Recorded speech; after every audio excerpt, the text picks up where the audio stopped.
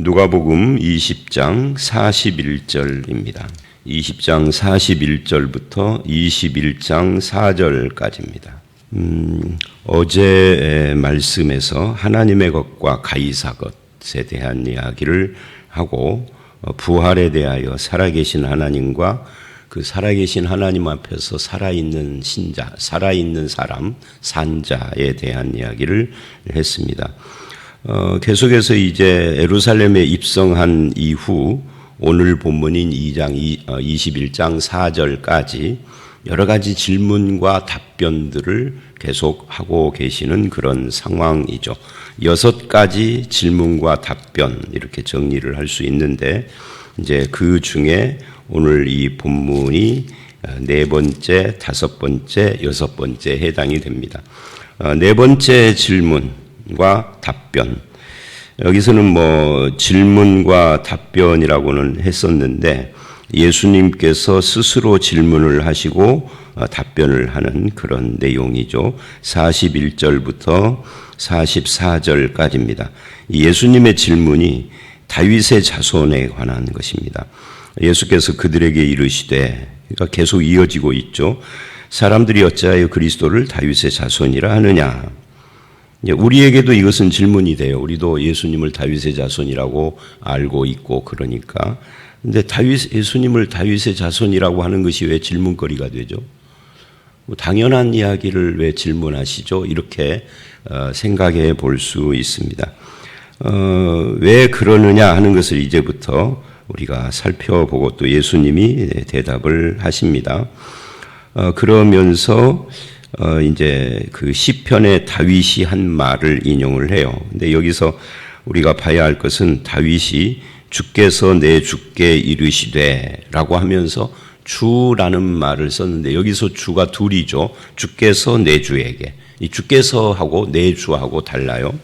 그러니까 주께서 내 주에게 이르시되, 내가 하는 것은 주께서고 너라는 것은 내 주를 말하는 거죠. 네 원수를 내 발등상으로 삼을 때까지 내 우편에 앉았으라 하셨도다 하였다. 이 시편에 다윗이 이 말을 했다. 여기서 주께서는 아마도 하나님을 말하는 것일 거고 내 주에게 내 주께 할 때는 바로 다윗의 자손으로 오시는 이 메시아를 가리키는 것이다 라고 그렇게 지금 다윗이 바라봤다라고 누가요? 예수님께서 말씀하시는 거죠. 시편에 대한 해석이죠. 그런즉 다윗이 그리스도를 주라 칭하였으니 어찌 그의 자손이 되겠느냐. 이렇게 놓고 보니까 이게 질문이 되네요.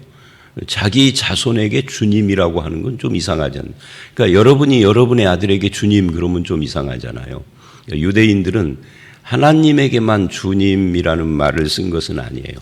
높은 사람들이나 또는 그런 뭐라 그럴까요? 나름대로 존경받는 사람들에게 주라는 말을 쓰기도 했어요. 아버지에게도, 아내가 남편에게도 쓰고 그랬는데 아버지가 자식에게는 안 하죠. 그렇게.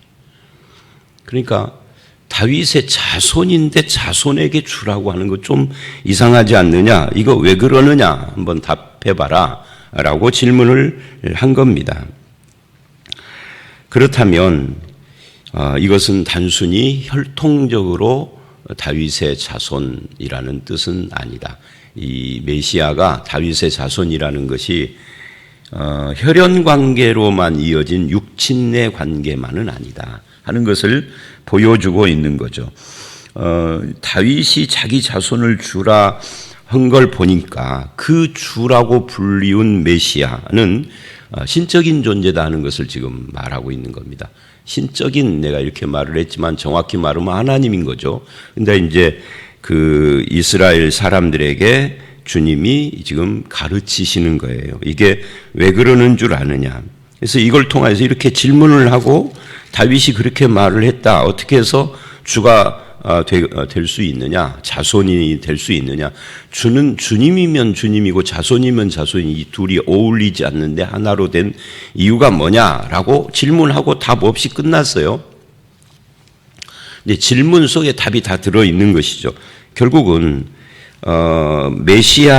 메시아가 신적인 분, 하나님이라고 하면 다윗이 됐던 너희가 됐던 또는 저와 여러분이 됐던 누구든지 그분의 뜻을 따르고 순종하는 삶을 살아야 하는데, 이스라엘 사람들은 지금 예수님의 공생의 3년이 거의 막바지에 이제 이 말씀을 끝내고 나면 불과 얼마 있다가 십자가에 달려 돌아가시는데, 마지막 순간까지도 이스라엘의 지도자들, 서기관들 또는 바리새인, 사두개인, 대제사장 이런 사람들이 예수 그리스도에게 순종하지 않고 결국은 잡아 죽이는, 십자가에 매다는 그런 불순종을 저지른 거죠.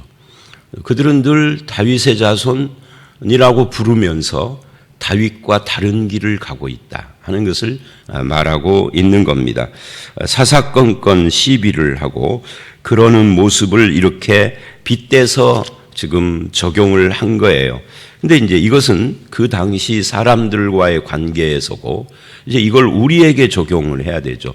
우리도 예수님을 주여 주여 하는데, 주여 주여 하면서 그분을 유일하신 절대자, 창조주, 하나님, 나의 주님 이렇게 정말 믿고 있는가? 자, 그렇게 믿어요. 이제 거기까지도 좋아요. 그러면 그렇게 믿는다는 것이 어제 설교처럼 입술만인가 마음도 있는가? 마음이에요. 자, 그러면 마지막. 그럼 마음도 있고 입술로도 했는데 삶은? 이렇게 묻는 거다 그 말이죠. 삶으로도 예수 그리스도를 나의 주라고 절대적 하나님이시고 창조자며 구원자라고 하는 것을 입술과 마음뿐만 아니라 삶으로도 그렇게 실천적으로 하고 이해하고 순종하고 그렇게 살아가는가 하는 질문을 비워두었다고요. 우리 스스로에게 하도록, 듣는 그들이 스스로 하도록. 근데 저들은 십자가에 못 박는 걸로 응답을 하셨죠. 물론 십자가에 못 박는 것이 저들이 저지른 일이지만 그것조차도 하나님의 섭리의 그 섭리 속에 있었던 거지만, 그러나 인간은 그렇게 불순종의 길을 간 겁니다. 자, 이게 첫 번째 질문과 답변입니다. 우리로 하여금 너는 예수 그리스도를 어떻게 대우하느냐, 대접하느냐, 믿고 순종도 하느냐 하는 것까지 질문한 겁니다. 그 다음에 45절로 47절이 다섯 번째 이야기입니다. 여기는 이제 외식하는 자들에 대한 이야기입니다. 모든 백성들이 들을 때 예수께서 제자들에게 말씀하셨습니다. 그러니까 질문이 첫 번째, 두 번째, 다섯 번째 이렇게 나누어지지만 이 내용을 보면 똑똑 떨어지는 내용은 아닌 거죠. 이것이 앞에 왜 주라칭하고 자손이 될 수가 있느냐 해놓고 이제 그들의 삶의 순종 불순종과 관계되는 이야기에서 한 가지 중요한 이 하나님께 순종하지 않는 자들의 특징을 말하고 있는 겁니다. 종교는 있는데 그것이 외식인 거죠. 순수하고 진실한 그런 신앙이라고 할 수 없는, 이것이 하나님께 대한 순수한 순종의 삶, 신앙의 삶을 가로막고 있는 그런 형태라는 것을 지적하고 있는 겁니다. 백성들에게 말을 한 다음에 제자들에게, 이게 참 재미있어요. 백성들에게는 너희는 왜 다윗이 주라 부르는 자가 자손이 될 수 있느냐? 너희가 그 주라 부르는 그 메시아, 나죠. 예수님이죠. 나에게 순종하지 않는 거 왜 그러느냐 하고 했다면, 제자들에게는 저들의 불순종하는 것을 가로막고 있는 그 외식에 너희는 빠지지 말으라 하고, 사실은 이어서 돌아서서 이쪽에 말하던 사람이 돌아서서 같은 자리에서 이렇게 이 뒤에 사람들이 듣고 있는 거죠. 지금 제자들에게 교훈을 주시는 겁니다. 근데 그 교훈이 뭐냐면 긴 옷을 입고 다니는 것을 원하며, 이 긴 옷이라는 것이 이제 현대인들에게 있어서 오늘날 특히 우리나라 같은 나라는 옷이 신분하고 아무 상관이 없죠. 특별한 경우 빼고, 예를 들면 특별한 경우라는 것이 법관의 법복 같은 거, 그거야 재판장에서나 보지 우리는 볼 일이 없잖아요. 죄 지은 일도 없고 재판할 일도 없고. 또 군인들의 옷, 이런 특수한 옷 빼놓고는 일반인들은 옷으로 신분을 안 나타냅니다. 근데 지금도 옷으로 신분을 나타내는 나라들이 있기는 있어요. 미얀마도 살짝 그런 것이 좀 있고. 근데 고대 고대가 아니라 옛날에는 뭐 고대랄 것도 없이 지금부터 한 150년, 200년 전만 해도 우리나라도 이 옷이 신분을 나타내는 경우들이 많았습니다. 양반 쌍놈이 나눠지고 뭐 여러 가지로 그런. 근데 이 이스라엘도 이 긴 옷을 입었다. 긴 옷이라는 것이 이제 소매가 긴 이런 걸 말하는 겁니다. 뭐 치렁치렁 밑에도 치마처럼 쭉 내리고 이것이 이제 일종의 종교적인 상징입니다.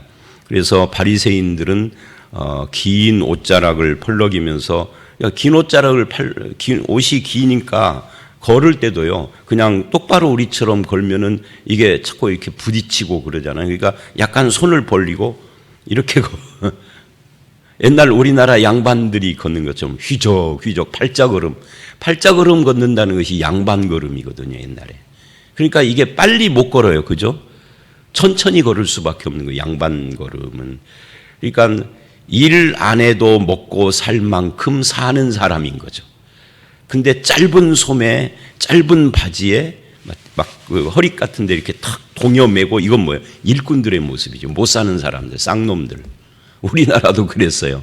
근데 유대인들도 이 소매가 긴 것은 양반 쌍놈 거기는 그런 건 없는데 이게 종교적인 상징으로 이게 손을 이제 기도를 할 때 이렇게 기도를 하는 것이 아니라 손을 이렇게 쫙 하면 이게 쫙 내려와 가지고 막 이렇게 등치를 크게 만드는 거죠. 누가 봐도 막 그렇게 보이는 그런 모습. 이제 그러려고 소매를 이렇게 한 거죠. 이 종교적인 상징인 거죠. 그러니까 외식하는 거예요. 외모를 꾸미는 겁니다. 나는 기도하는 사람이다. 나는 하나님을 믿는 사람이다. 아니면 하나님 앞에 거룩한 경건한 존재다. 뭐 여러 가지 그런 것들을 상징하는 것입니다. 이게 어떤 절기 때나 종교 행사 때 그런 것을 입는다면 뭐 그것까지 시비하기는 좀 그렇지만 이걸 평상식 때 입고 다닌다. 그래서 하루에 3번 딱 기도 시간이 정해져 있는데 그때는 시장통에서도 주님이 다른 곳에서 하신 말씀이죠. 시장통에서도 바리새인들은 사람들이 많이 오가는데 갑자기 기도 시간이 되면 쫙 올리는 거예요. 사람들이 다 쳐다보는 거예요. 그럼 하늘을 향하여서 막 몇 분 동안 하는지는 몰라도 그렇게 하면 다 사람들이 다 우리는 먹고 사느라고 입에 풀칠하기 바빠가지고 기도도 못하고 그저 그러는데 거룩한 사람들인 거죠. 존경해야 하고 이제 그러려고 사람들에게 보이려고 존경받고 싶고 이제 이런 모습이에요. 이 긴 옷을 입고 다니는 것을 원하며 그러기를 원하는 거죠. 시장에서 문안받는 것과 그러니까 존경받는 사람이고 종교적으로 거룩해 보이니까 사람들이 그 사람이 나타나면 이렇게 살짝 고개도 숙이고 말도 조심하고 목사가 나타나면 복장이 똑같으니까 사람들이 그냥 아저씨 그리고 저는 요즘은 우리나라가 사장님 이런 소리를 잘해요. 목사라는 신분을 밝혀도 안 믿는 사람은 사장님 그래요. 계속해서. 그런데 천주교 신부나 아니면 수녀나 아니면 불교 중이나 이런 사람들이 나타나면 복색이 딱 틀리잖아요. 그러니까 스님, 신부님 이러는 거죠. 그거 똑같은 이야기예요. 문안 받는 거죠. 인사 받는다 그 말이죠. 그리고 높은 자리 상좌에 앉고 잔치의 윗자리를 상좌 상석에 앉는다는 거 대접받기를 원한다. 그러니까 외모를 꾸며서 경건을 과시하고 사람들에게 인사받기를 원하고 대접받기를 원하고 그러는 서기관들을 삼가라. 너는 그들의 길을 걸어가지 말아라 하는 거죠.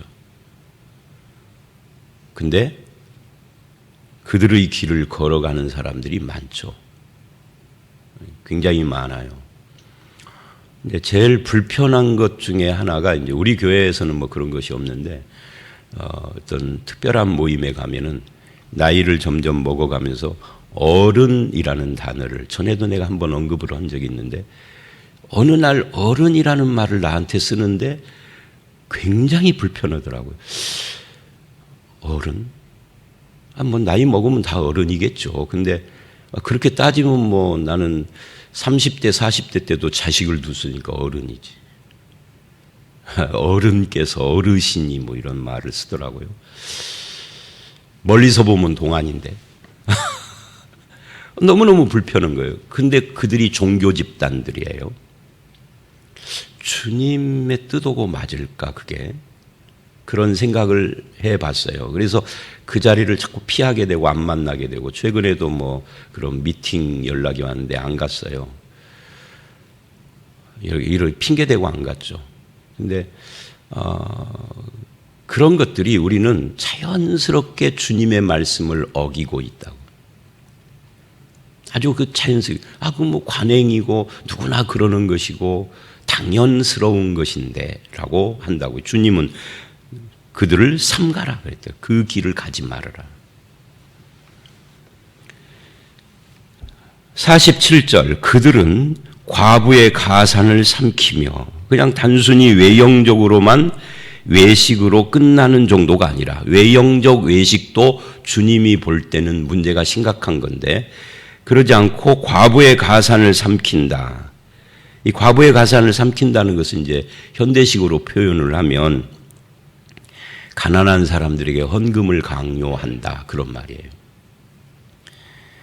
그러니까 다른 사람의 재산을 강탈 착취한다는 건데 종교인들이 어떻게 남의 재산을 강탈하겠어요? 무슨 사법적 권력이 있는 것도 아닌데 결국은 헌금 강탈하는 거죠. 헌금을 강요하는 거예요. 강요하는 수단들도 참 많겠죠. 뭐 대표적으로 3,000번제, 1,000번제 이런 것부터 시작을 해서 뭐 월사건금 이런 것도 있고 또는 좀 더 비열하게 한다면은 사람을 세워놓고 이 사람이 헌금 얼마 했다 해서 남들을 자극한다든지 비교시킨다든지 일어 세워서 약속을 하게 하는데 뭐 여러 가지가 있습니다. 뭐 미리 11조라든지 뭐 주워 삼키면 엄청 많아요. 근데 그런 것들이 주님이 하나로 요약한다면 과부의 재산을 삼킨다 이렇게 표현을 한 거예요. 과부만이 아니라. 그래서 이런 것들이 주님이 보실 때 이게 사실은 추악한 죄악에 속한다. 겉모습은 종교적으로 다 이게 종교적으로 포장된 것들인데 그러면서 외식으로 길게 기도한다. 앞에 긴 옷을 입고 손들고 기도하는 그런 것뿐만이 아니라 길게 기도를 1분 하면은 신앙 없어 보이는데 10분을 하면은 신앙 있어 보이고 기도를 1시간 내리 안 쉬고 하면은 엄청나게 능력 있는 사람처럼 보이는 그런 것이죠. 근데 기도는 시간의 길이오고 아무 상관이 없어요. 여러분 예수님이 주기도문을 우리에게 가르쳐 줬는데 주기도문 시작해서 끝날 때까지 얼마나 걸리죠? 시간 재보셨어요? 저도 안 재봤어요. 하늘에 계신 우리 아버지요. 글쎄 1분도 안 걸릴 것 같은데 주님이 가르치신 기도예요. 아니 주님은 1분도 안 걸리는 기도를 가르쳤다고요? 이왕이면은 1시간을 지루하지 않게 라라라라 할 수 있는 기도 좀 가르쳐 주시지. 많은 분들이요 기도하면은 그런 질문이나 그런 어떤 표현을 많이 해요. 안 쉬고도 기도가 끊이지 않을 수 있는 비결 이걸 많이 말을 해요. 성경에는 그런 비결 자체도 없고 그런 기도 가르친 적이 없어요. 사람들이 만들어낸 거예요. 있으면 저에게 한번 가지고 와보세요. 늘 하던 말씀대로 여태까지 한 번도 그런 걸 가지고 저한테 청구서 내민 적이 없는데 제가 아마 이번 주머니에는 아무것도 새벽이라 없는데 평상시 입고 다니는 주머니에 며칠 한 2, 3주 전에 세보니까 한 15만 원인가 있더라고요. 그거 다 드릴게. 없어. 내가 본 성경에는 없어 그런 것이. 이런 건 있죠. 엘리야하고 대결했던 바알 선지자는 하루 종일 했죠. 기도를. 그렇게 해야 자기들의 신이 응답할 줄 알고. 근데 없는 신이 어떻게 응답해? 없는데. 그 우상은 존재하지 않으니까 응답도 못하는 거죠. 나중에는 막 자기 몸을 막 새꼬챙이 같은 걸로 찌르고 막 긁고 하면서 피를 철철 흘리며 기도를 해도 안 돼. 와, 없는 신이 어떻게 응답하겠어요? 근데 엘리야의 기도는 짤막했죠. 주기도문보다 훨씬, 주기도문의 10분의 1 정도 짤막했죠. 그런데 그냥 하나님이 응답을 하셨죠. 기도는 시간의 길이가 아닙니다. 근데 외식하려고 길게 기도한다. 그러니까 젊었을 때 이 중에 어떤 분은 좀 몰라요. 지금 가상으로 하는 말입니다. 그 기도를 막 한 번 하면은 1시간, 2시간씩 막 하는 권사님을 보면서 나도 부럽다. 저렇게 기도 좀 하고 싶다. 하다가 어느 날 어디서 뭔가를 받아서 나도 그렇게 하기 시작을 했어요. 근데 그 원래 나도 저렇게 하고 싶다 했던 원래 동기가 뭐죠? 부럽다잖아요. 나도 저렇게. 그게 사람에게 보이려고. 동기가. 그래서 그 사람에게 보이려고 외식으로 길게 기도하는 그들을 주님은 그거 좀 기도가 잘못됐다 이게 아니라 엄히 심판받으리라 해요. 구원도 못 받는 거예요. 엄히 심판받으리라. 그래서 요 본받으면은 안 되는 것들, 긴 옷, 문안받음, 상좌 상석, 과부의 가산 삼킴, 외식으로 길게 기도함. 이거 우리도 새겨야 할 필요가 있는 주님의 경고십니다. 잘못된 신앙의 행태들을 지적을 하신 거예요. 이거 따르지 말아라 하고요. 그리고 이제 21장으로 가면은 앞에 사람과는 전혀 반대쪽에 사람 하나가 등장을 하는데 그게 과부입니다. 헌금 문제예요. 아까 과부의 가산 삼킨다 했잖아요. 그런데 여기서 과부가 등장을 했어요. 이것은 비유도 아니고 교훈적 내용도 아니고 실제 상황입니다. 예수께서 눈을 들어 부자들이 헌금함에 헌금 넣는 것을 보시고 성전에서 어떤 과부가 그냥 과부가 아니고 과부 중에도 부자 과부가 있을 수 있으니까 가난한 과부가 2렙돈 돈을 넣는 것을 봤습니다. 이 2렙돈이니까 동전 2개예요. 동전 2개를 우리나라식으로 한다면 우리나라 동전 10원짜리는 지금 안 쓴 지가 오래됐고 100원짜리는 아직도 있긴 있는데 이 100원짜리라고 하기는 좀 그렇고 500원짜리라고 한다면 1000원 정도 넣은 거죠. 우리나라에서 1000원은 별것도 아니지만 조금 후진국에서 1000원은 하루 식비 정도 돼요. 한 사람.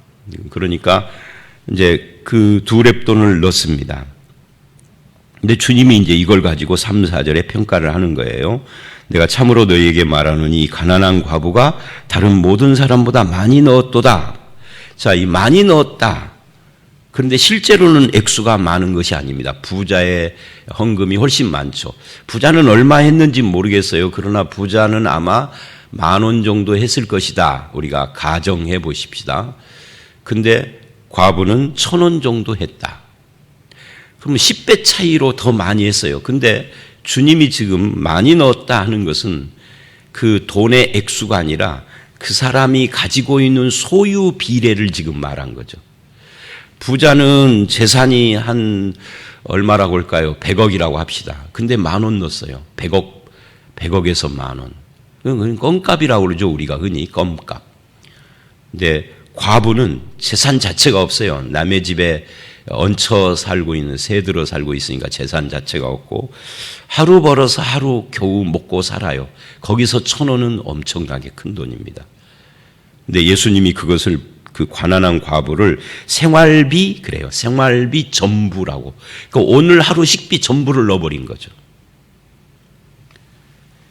하나님께서 보시는 헌금에 대한 생각을 지금 말하고 있는 겁니다. 이 헌금을 헌금, 돈만이 아니라 하나님께 드리는 모든 것이라고 생각을 해보십시오. 돈뿐만 아니라 헌신도, 봉사, 섬김 다.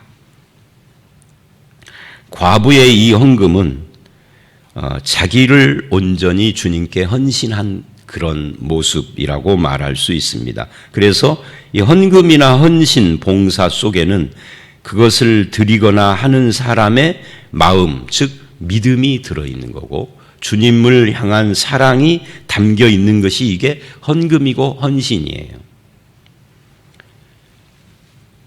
돈이 하나님 자리에 앉아 있는 세상 속에서 그 자리에 주님이 더 크게 앉아 계시는 마음에 그런 사람이 하는 것이다 라고 말을 할 수가 있습니다. 제가 참 이제 저희 집사람하고 옛날이라는 것이 언제냐면 재작년까지는 그런 말을 한 적이 한 번도 기억이 잘 안 나요. 했었는데 잊어버렸는지는 모르고. 근데 작년에는 여러 번, 그리고 올해도 지금 이제 3달이 지났는데 올해도 한두 번, 무슨 말을 했냐면, 우리 교회 교인들이 신앙이 참 좋아. 그 말을 우리 둘이 서로 했어요. 신앙이 참 좋아. 어떻게 보면 목사보다 더 좋아 보여. 왜냐하면 지금 이 코로나 때문에 다들 어려울 텐데, 희한한 것이요. 코로나 이전보다 헌금이 조금 더 나옵니다. 약간. 비슷하게 나온다고 봐야 되는데, 이렇게 느껴지는 체감이 약간 더 나오는 것 같아요.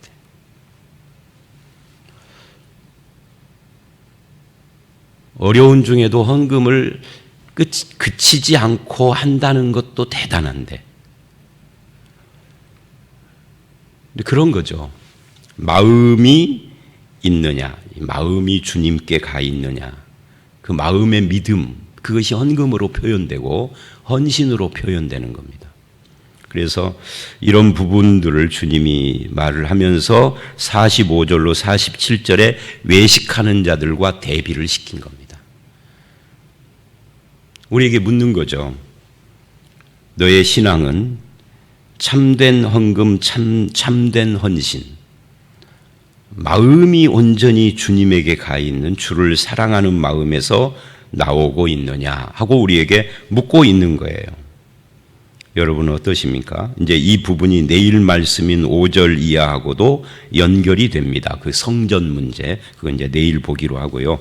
이제 오늘 말씀 여기까지입니다. 앞에 말씀, 주님을 메시아를 다윗이 자기 자손인데 주라 칭한 것처럼 우리는 예수님을 뭐라고 마음으로 생각하고 있는가? 우리의 그 마음이 삶으로도 드러나고 있는가 하는. 그 다음에 외식하는 모습, 이것을 나를 점검하는 것으로 삼아야 되고, 그 다음에 참된 헌금, 참된 헌신, 참된 섬김, 이것이 믿음의 표현이다, 마음의 표현이다. 우리의 믿음은 어떤 형태로 나타나고 있는가 하는 것도 우리가 점검해 볼 필요가 있습니다. 눈치 보고 억지로 하는 것이 아니라 정말 순수하게 마음에서 우러나온다면 10,000원보다 더 값비싼 1,000원이라는 것을 보여주고 있는 거죠. 그런 신앙생활로 하나님께 영광 돌리고 늘 겸손히 주님과 함께 동행하는 그런 저와 여러분들이 되시기를 주의 이름으로 축원합니다. 함께 기도하겠습니다.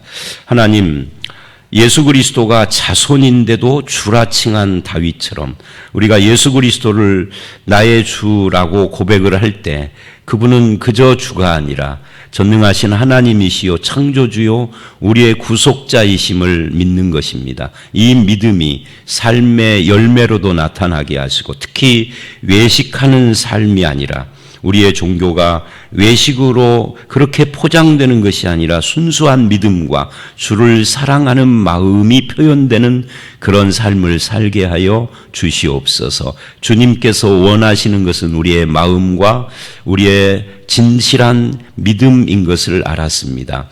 그런 믿음의 표현을 순수하게 할 수 있는 우리가 되도록 늘 성령께서 마음을 감동시키시고 우리의 언행 심사와 발걸음을 인도하여 주실 줄 믿사옵고 예수님 이름으로 기도드려 싸움나이다. 아멘.